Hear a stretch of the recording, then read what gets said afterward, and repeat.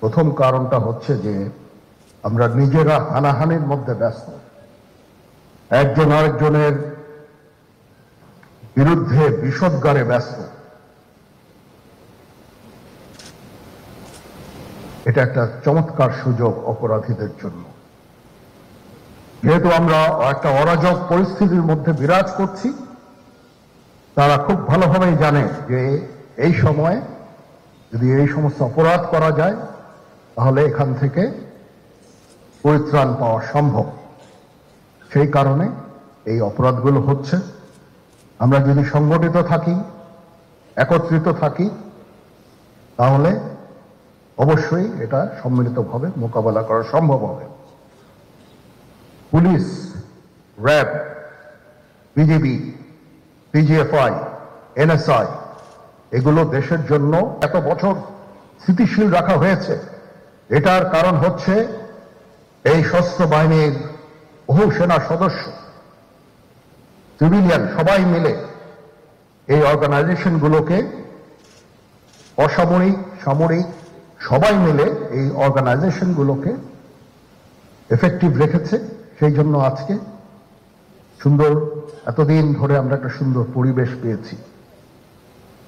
এর মধ্যে যারা কাজ করেছে, যদি অপরাধ করে থাকে সেটার শাস্তি হবে, অবশ্যই শাস্তি হতে হবে, না হলে এই জিনিস আবার ঘটবে।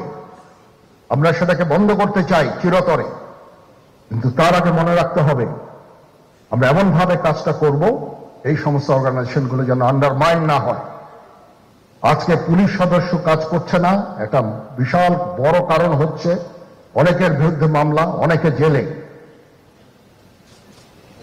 RAB, BGB, PGFI, NSI panic,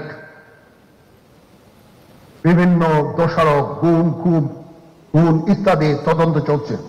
অবশ্যই তদন্ত যদি আন্ডারমাইন করে আপনারা মনে করেন যে দেশের শান্তি শৃঙ্খলা বিরাজ করবে, সবাই শান্তিতে থাকবেন, এটা হবে না, সেটা সম্ভব না। আমি আপনাদের পরিষ্কার করে বলে দিচ্ছি, এই দেশের শান্তি শৃঙ্খলা রক্ষার দায়িত্ব খালি সেনাবাহিনীর না। 2 লক্ষ পুলিশ আছে, বিজিবি আছে, র্যাব আছে, আনসার বিডিপি আছে, আমার আছে হচ্ছে 30,000 সৈন্য। এদেরকে আমি এই যে একটা বিরাট ভয়েড, আমি এই 30,000 সৈন্য দিয়ে আমি কিভাবে এটা পূরণ করব? 30,000 থাকে, আবার 30,000 চলে যায় ক্যান্টনমেন্টে, আরো 30,000 আসে। এটা দিয়ে আমরা দিন রাত আমরা চেষ্টা করে যাচ্ছি। এখানে যে সমস্ত শৃঙ্খল কাজ হয়েছে সেটা আমাদের নিজস্ব তৈরি, এটা আমাদের নিজস্ব ম্যানুফ্যাকচার, আমরা নিজস্ব এইগুলো তৈরি করেছি।